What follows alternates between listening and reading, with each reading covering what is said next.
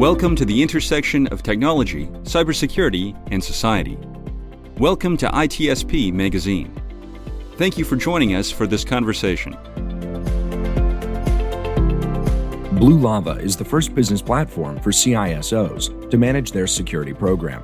Blue Lava guides security leaders to effectively measure, optimize, and communicate their security program with confidence and ease in one platform.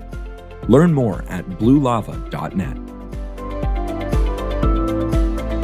HITRUST is a leading data protection standards development and certification organization that strives to safeguard sensitive information and manage information risk for global organizations across all industries and throughout the third-party supply chain. Learn more at hitrustalliance.net. CrowdSec, the collaborative and open source cybersecurity solution. Analyze behaviors, respond to attacks, and share signals across the community for free. Let's make the internet safer together. Learn more at crowdsec.net. Black Cloak provides concierge cybersecurity protection to corporate executives and high net worth individuals to protect against hacking, reputational loss, financial loss, and the impact of a corporate data breach. Learn more at blackcloak.io. Modern application development needs modern application security. With our award-winning application security testing solutions, Checkmarx enables developers to securely accelerate their work. Learn more at checkmarx.com. AppViewX is trusted by the world's leading global organizations to reduce risk, ensure compliance, and increase visibility through machine identity management and application infrastructure security and orchestration. Learn more at appviewx.com.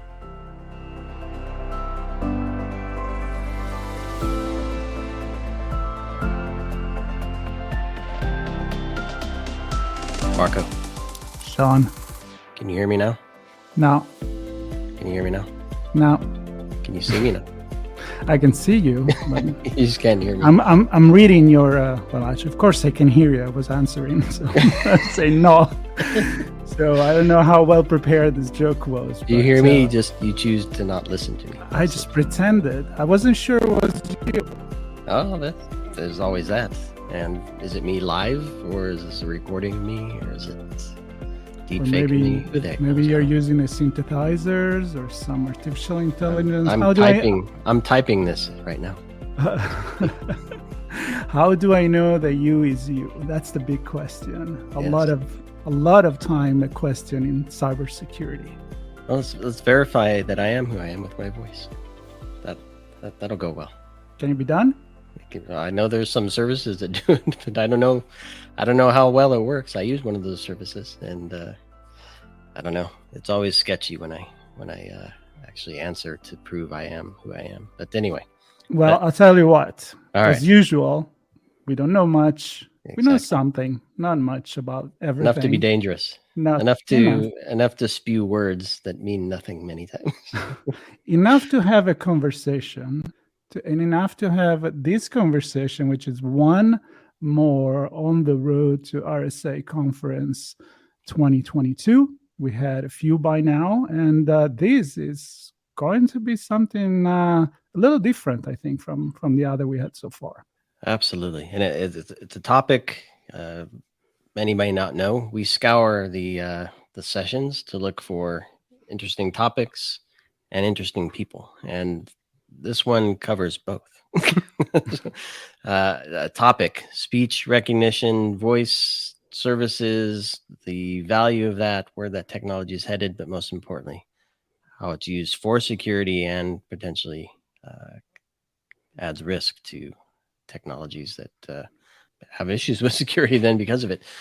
And Rebecca Kleinberger was kind enough to join us. She's a panelist on the session that's talking about this. Can you hear me now? I think trying to remember what the name of that was. Yeah, can you hear me now? Funny enough, I used that joke to start this off. And she's going to share with us a bit about this topic, and I'm excited. I'm going to be listening intently to the words from Rebecca. Rebecca, thanks for joining. Thanks for having me. And before we kick it off, let's hear who Rebecca is. What have you been up to? A little background on you and your role and the work you do with MIT and beyond. Sure. So I'm a voice expert and researcher at MIT. I'm also an academic liaison for Harman International, so I operate between university research and industry needs. And my expertise is on voice technology, specifically those that go beyond words. I don't study what we say, but how we say it, and all the individuality and uniqueness of your own voice. I even look at the relationships we have with our own voices and the voices of others. I recently finished my PhD from MIT on the future of voice technology beyond words. And that include a lot of different things. That include paralinguistic, biometrics, health and mental health assessments, and interventions based on voice. So I build interventions in the context of assistive technology around stuttering and aphasia, for group emotional intelligence, tools to make us aware of who talks most during meetings, also around the neurology of the voice, to understand the neural basis of voice production, but also to access the inner voice, this little voice in our head.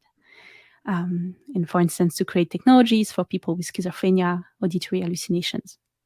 And finally, I also work on interspecies vocal interactions. So I deploy interfaces for animals in zoos and in the wild, but that's a different topic. Oh my goodness. And Marco and I need that for each other, I think. Yeah, especially when English is not your first language, and but right. You know, I can relate to that. A good translator would be good. But okay, so this is going to be really, really tough for me to keep it on track, because just with your presentation, I have a farfillion, and that's the word I'm going to use, of questions, and I want to know. I'm curious. So let me try to focus, and Sean is going to help me to do that. This is, of course, focused on your presentation, your panel at RSA Conference. So the connection with security and the biometrics that we use for identity. And as Sean kind of mentioned at the beginning, I have a couple of services that I use, and they say, hey, do you want us to use your voice to access your account? And I'm like, I don't know, let me think about it. I mean, you're already using my face anyway. So tell us about the connection with all you do with security, and then we're going to go from there. Excellent. Yeah. So for RSA, I'm really excited to give this panel with Lisa Lee from Microsoft and Jeremy Grant from Venable on the topic of security implication of voice as the new keyboard. And we will discuss various challenges and implication of various new machine learning advances in voice biometrics. So what do we mean by voice biometrics? Well, it's really the use of the human voice to uniquely identify biological characteristics in the voice. And that can include authentication of individual. And compared to passwords or different tokens, that doesn't require any physical input. And there are various popular use cases of biometrics in security. So again, I really focus on the voice biometrics, but there's a lot of different ways to think about biometrics. But when I think of voice biometrics, I start by thinking, what is it that we as humans can detect from someone else's voice? What are those elements, markers, parameters that are present in the voice when we talk? So when we're talking, of course, there is this notion of speaker identification. You can identify who is talking. And with machine learning, we call that also diarization, to know who is saying what. So even if it's your first time meeting someone, you get a sense of their age, their gender, or at least their hormonal identity, their accent, where they're from. And as a company, even if you don't have a user in your database, you can still learn some of those things from their voice. And biometrics really goes beyond identification of people. It can also predict a lot of things about, for example, someone's health. You can detect special diseases, heart disease, lung disease, from the voice. You can detect if someone is drunk, someone has been smoking, if someone is depressed. There's a whole field of mental health and health monitoring through the voice. And there are big discussion around even predicting things like autism spectrum disorder, dementia, or Parkinson just from the voice. And there are so many things. Oh, yeah, go ahead. I'm going to pause you there, and I know you have much more to say, but I want to take this moment because we started with biometrics, and then you start to present these use cases that, in my view, being the technical guy, starts creating massive amounts of metadata that define whoever is saying the words. And so in the right setting, used ethically and morally in the right way, I can see tremendous value in the healthcare space, as you mentioned, to help identify problems and perhaps even find the right treatment for specific problems. But I'm just wondering, with most things, if you don't think about the security implication, the more specific the privacy implications here, how does this data get created, collected, stored? Perhaps, I don't know if you have any insight into how it maybe is shared as well.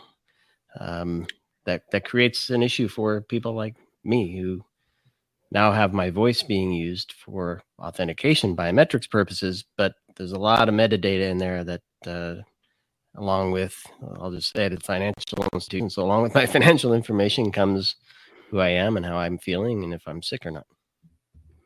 Yeah, absolutely. And I really see two aspects in your question. The first one is this notion of the metadata present in the voice. The voice is really packed with information.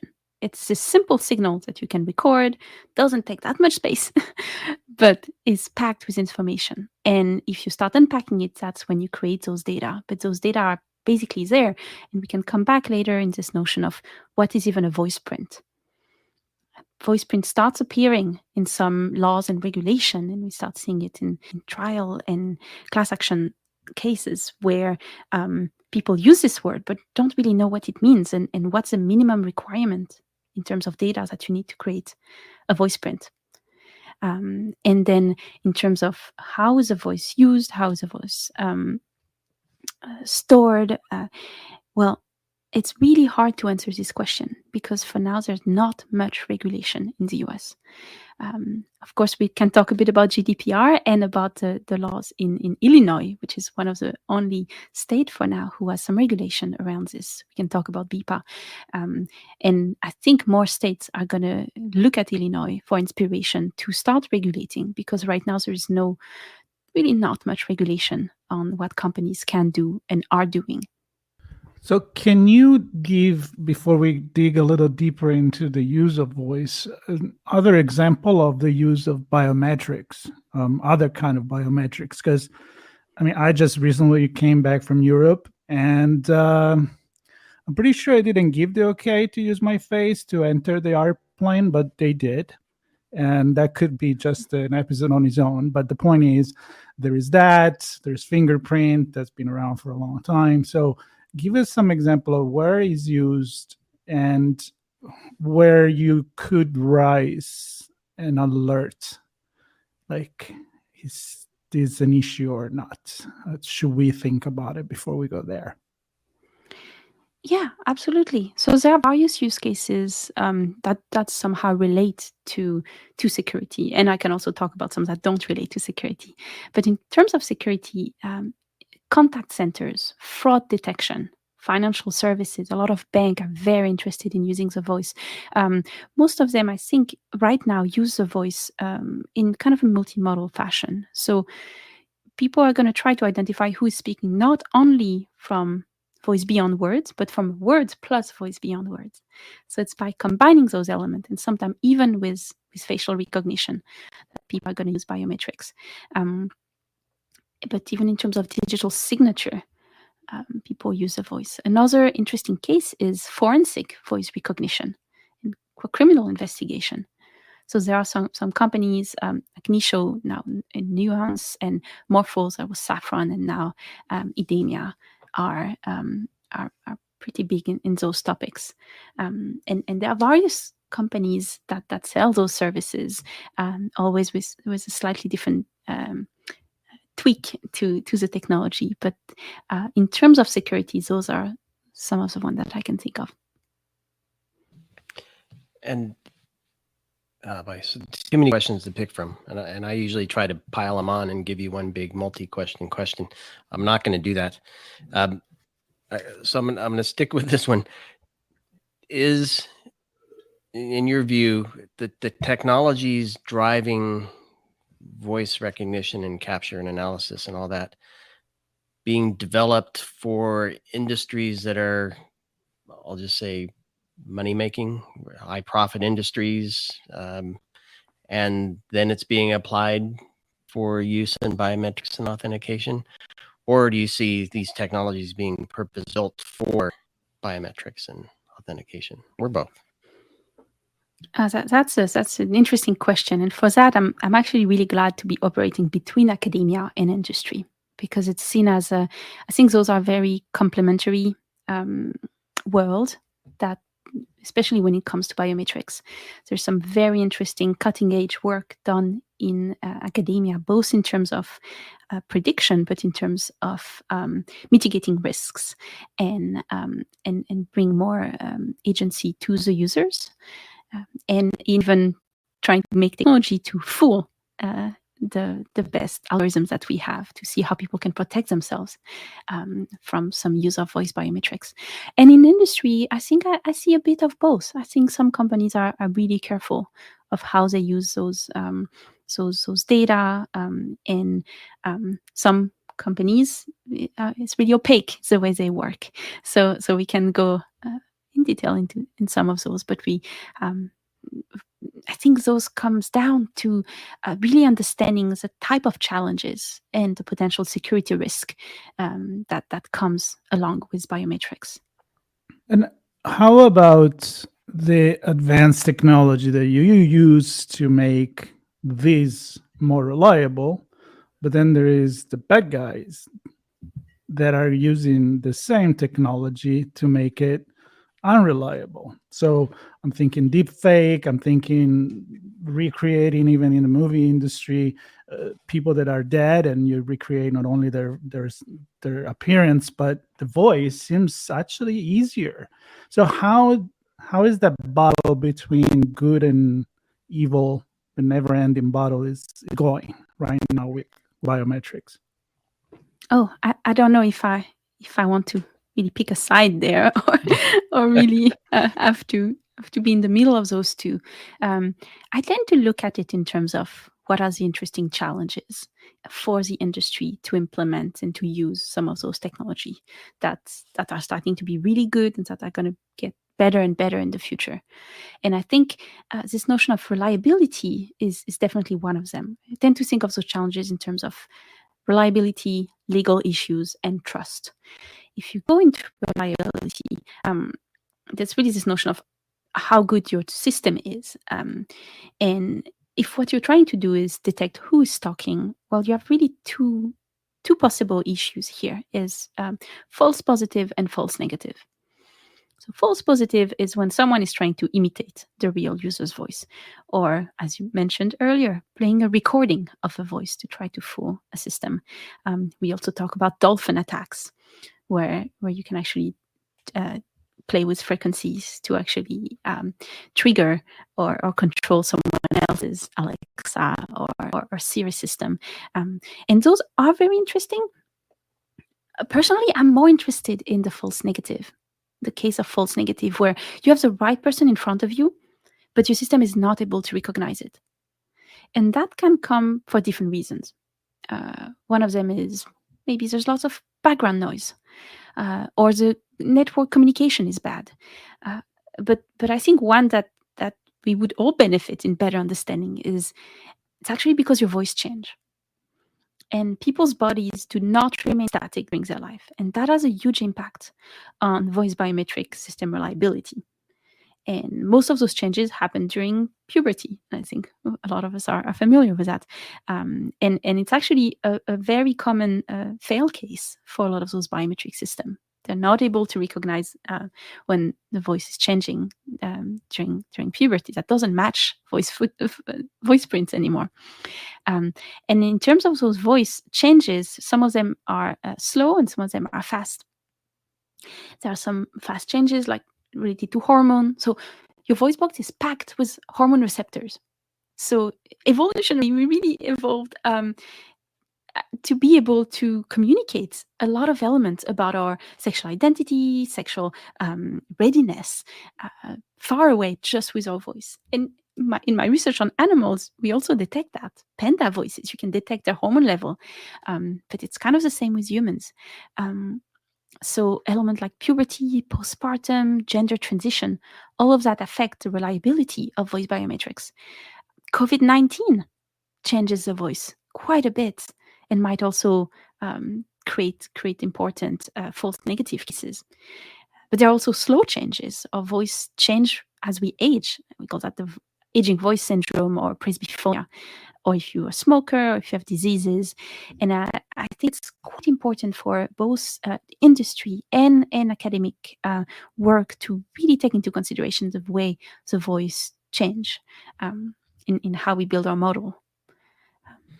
And I'm wondering, so I was dreaming of using your species translator to allow my dog to authenticate as me, right, to do some financial transactions. I'm joking a little bit there, but I guess I'm just wondering, going back to, there's, for the purposes of granting access to something is one thing, but then there's also monitoring what someone does. Fraud is a good example, right? Was it you that actually made that purchase at that shop? Did you speak into the point of sale system as you swiped your card or tapped your watch? Was that really you? And I can think when you get into kind of the business setting, who made that change to that critical server, or who made that wire transfer? So attribution. So not preventing you from doing something, but authenticating that you are you while you're doing something. And how reliable is that? That's a very good question. And I actually do think that this notion of the fact that our voice change, our voice is different for every person we talk to, our voice is different in the morning and in the evening. Those changes, as I said, could cause false negative, but they might actually help make our system more reliable. How can I be sure that, there are very, we can go in detail, but there are very different types of voice biometric recognition. Some of them, the company asks you to repeat a specific sentence or read a text. So it's kind of active voice recognition, and you kind of have a passive system where it's happening in the background. But if you really want to detect who is talking, knowing the way the voice changes in different situations might help you make sure that you're not, that someone is playing a recording, or that's actually the real person talking at that moment. That brings you a lot of context information. So, if I have recording of your voice 10 years ago, and if the voice that I have now is exactly the same, maybe it's actually not you. Maybe that's someone trying to use those previous recording. If I take into consideration this kind of arc of change of the voice, that might also help me get a more holistic idea of. Really long time to monitor and look for changes there. I could talk to you for hours. I think we will at some point on this topic at many different levels, but I want to shift directly to your session. And I think I have no thinking. It's going to be a very interesting conversation because you have two additional perspectives, and with your co-panelists there. So I'm wondering if you can kind of tease out a little bit what you think that conversation might entail. Don't give anything away, of course, but what are some of the things you think the three of you will get into while you're there on stage next week? Absolutely. So a lot of the perspectives that I'm bringing is this holistic understanding of what is present in the voice and what our machine learning system are now able to detect, or will in a few years be able to detect. And that comes with a broader question that even researchers don't exactly know how the voice works. There's still a lot that we have to understand about the voice. And that makes it tricky, because then if I have a recording today of something, what does that mean about what machines can do tomorrow that I have no idea they can do? And then my co-panelists bring very interesting industry expertise. And we're going to talk about a few aspects. One of them is a legal aspect of voice as biometrics. So there is really this rise in biometric litigation these days. So we're going to talk about BIPA, what does that mean in Illinois today, and what does that mean in the future. What elements in there might likely be adopted by other states or not, and how can company really prepare themselves for a legal and ethical use of the voice and create a full pipeline of data use. We're going to talk a little bit also about user trust. How do you gain user trust? And I think this notion of false positive and false negative are quite important, because if your user better understand what happened when it works, what happened when it doesn't work, that might also help. Specifically because that touches a lot of important societal questions right now. The risk of failure case are disproportionately affecting minorities that for which we have fewer data used in the training phase, and even atypical voices, for example, people who stutter. So how do we bring transparency and understanding around those questions? And what are different approaches that we can take to better understand and address security risks in biometrics? Nice. And I don't want you to give anything away, so you can say I'm not answering this question, but there's a description, part of the description that I have to ask about: silent speech recognition. I was going to go there. I don't know if you want to answer what that is, or will you answer that in the session and we'll let everybody figure it out then? Oh, I can give a teaser. Okay. So, and we're going to talk about that more with my co-panelists too, but I do a lot of work on inner voice. And inner voice is really interesting because it's been really studied more in terms of extreme case of auditory hallucination and schizophrenia. But most of us have experiences of the inner voice on a daily basis. When you read the text silently, or when you have a song stuck in your head, or when you rehearse for a talk, your auditory cortex is actually active. So you literally have a voice in your head talking. And I've done quite a bit of work at MIT with the neurology department to try to better understand the neural basis of this type of experiences, and can we access them one way or another. Access them to better understand the mind, access them to help individual, for example, with hallucination or with toxic inner dialogues. But there are also ways that we can think of them in terms of biometrics. Some people have done interesting work. So one thing to understand is that there are many types of inner voices, and there are wide variability between people. But you can also use your inner voice in a way that's almost exteriorized. One of them is the concept of mouthing, where you don't produce any sound, but you still activate some of your muscles. And you can also, there are a lot of different degrees of activating deep muscles when activating your inner voice. And those seem to be some that we can access. So some people have done interesting work in terms of wearables that can detect your inner voice. But those are a proactive, conscious element. We can't really go and pick up your inner voice without your consent so far. But this might be something to think about in the future. I'm speechless. Super fascinating. I'm speechless. Speechless. I'm gonna be Sean here, even if I have my own voice. One more question, please. Yeah. I like for you, and this is of course the invitation to come back and go much deeper into other aspects that are not necessarily related to cybersecurity. But for the cybersecurity, if you could maybe give me a look into the future, right? Because I can see, all the Mad Max movies and the Terminators and all the sci-fi Star Wars in my head, where there's no way that we can hide ourselves anymore, right? I mean, you're not going to be off the grid. You got the voice, you got movement, the way your heartbeat can be used to recognize you. I mean, I was reading an article about this. Give me a prediction for, I don't know, where are we going with this thing? Is a little philosophical perspective, maybe, if you will.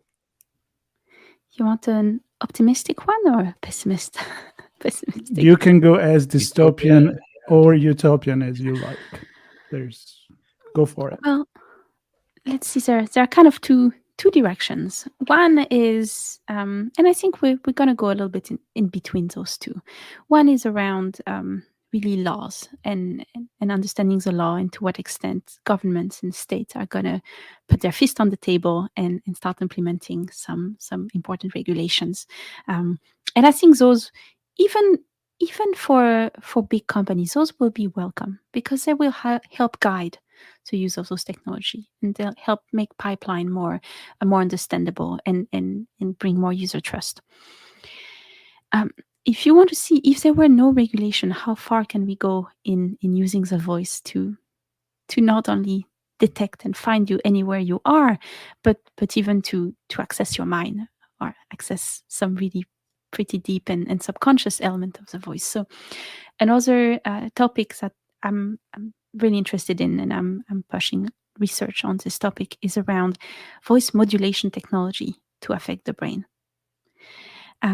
So this idea that the way you hear your own voice affects a lot of what's happening in your brain subconsciously. So, and for most of human evolution, that makes a lot of sense because you get a sense of the echoes. If you're in a small room, in a big room, you get a sense of your own state and you can react to it. But what happens when we can start using technologies to affect the way people hear their own voice? And one very basic way that it happens today is with noise cancellation. When you wear noise cancelling headphones, your voice is ever so slightly different from what it should be, the way you hear your voice. And we think that, maybe it doesn't change anything. But for example, it seemed to help people who stutter become more fluent. It seemed to be even able to change some aspect of your mood and your mental state. So I've been working with different collaborators in creating other ways to modulate the way we hear our voice, to try to amplify some of those effects, whether it is helping people who stutter, whether it is making people stutter more, or making fluent people start stuttering, or can we change can we help people with emotion regulation by changing their voice ever so slightly? So you could imagine if tomorrow companies that make headphones want to start implementing some of those elements, or if whatever software you're interacting with is getting access to your earphones and changing the way you hear your own voice, that could very subconsciously change your state, make you more likely to buy things, or a lot of different applications around that. Wow.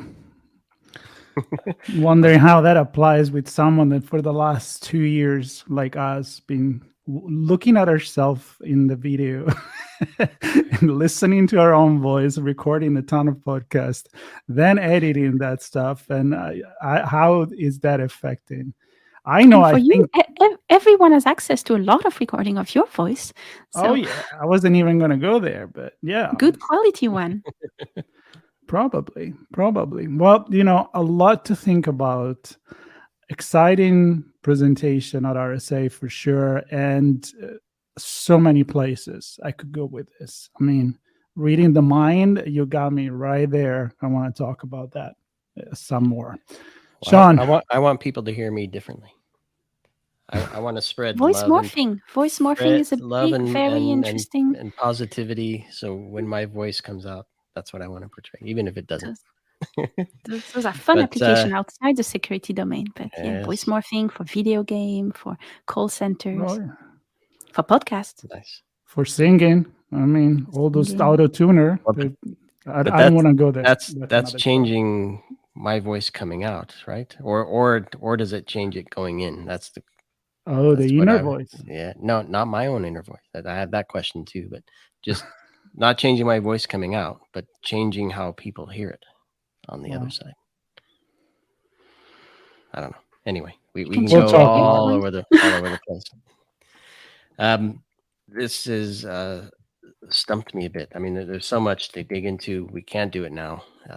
We're out of time. It would take us too far off the original point of this, which is to share that there's an amazing session that Rebecca's on with two co-panelists. It's called Can You Hear Me Now? Security Implications of Voice as a New Keyboard. That's on Thursday, June 9th at 10:50 in Moscone Center. Obviously Pacific time if you're going to be there. Yeah, I can only imagine what the three of you are going to get into. I mean, you teased us a little bit, but it's going to be different hearing the tease to actually absorbing what you say, and everybody's going to have their own thoughts and views and perspectives, I think. So that session is going to impact a lot of people in many different ways, I think. And super fascinating. And Rebecca, thank you for joining us for this conversation of Chats on the Road to RSA Conference 2022. Thank you so much for having me. Marco, that's the silent voice saying peace out. Yeah, because I'm mute.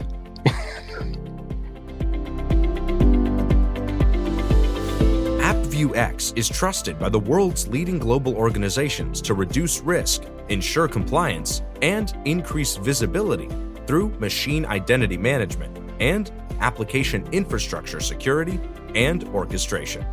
Learn more at appviewx.com. Modern application development needs modern application security. With our award-winning application security testing solutions, Checkmarks enables developers to securely accelerate their work. Learn more at checkmarks.com. Black Cloak provides concierge cybersecurity protection to corporate executives and high net worth individuals to protect against hacking, reputational loss, financial loss, and the impact of a corporate data breach. Learn more at blackcloak.io. CrowdSec, the collaborative and open source cybersecurity solution. Analyze behaviors, respond to attacks, and share signals across the community for free. Let's make the internet safer together. Learn more at crowdsec.net. HITRUST is a leading data protection standards development and certification organization that strives to safeguard sensitive information and manage information risk for global organizations across all industries and throughout the third-party supply chain. Learn more at hightrustalliance.net. Blue Lava is the first business platform for CISOs to manage their security program. Blue Lava guides security leaders to effectively measure, optimize, and communicate their security program with confidence and ease in one platform. Learn more at bluelava.net.